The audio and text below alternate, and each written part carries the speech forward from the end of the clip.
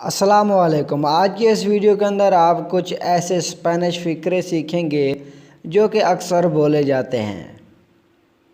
एस्तास दे बुएन humor, एस्तास दे बुएन humor, you are in a good mood, आप अच्छे मूड में हैं।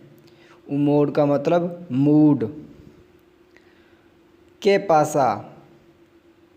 पासा, व्हाट्स द मैटर, क्या मामला है।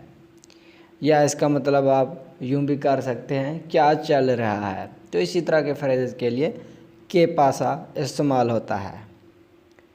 के एस्ता पासांदो, के एस्ता पासांदो, व्हाट्स गोइंग ऑन, क्या हो रहा है।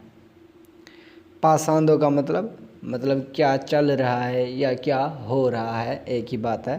तो के एस्ता पासांदो, व्हाट्स गोइंग ऑन, क्या हो रहा है। लो अप्रेसियो,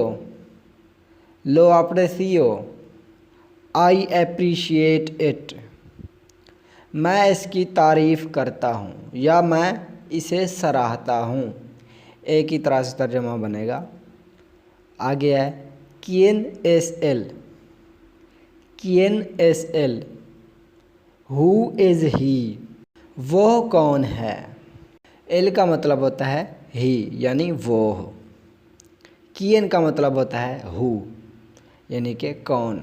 आगे है के एस एसो, व्हाट्स दैट, या इसका तर्जुमा यूँ भी किया जाता है व्हाट इज़ दिस, ये क्या है।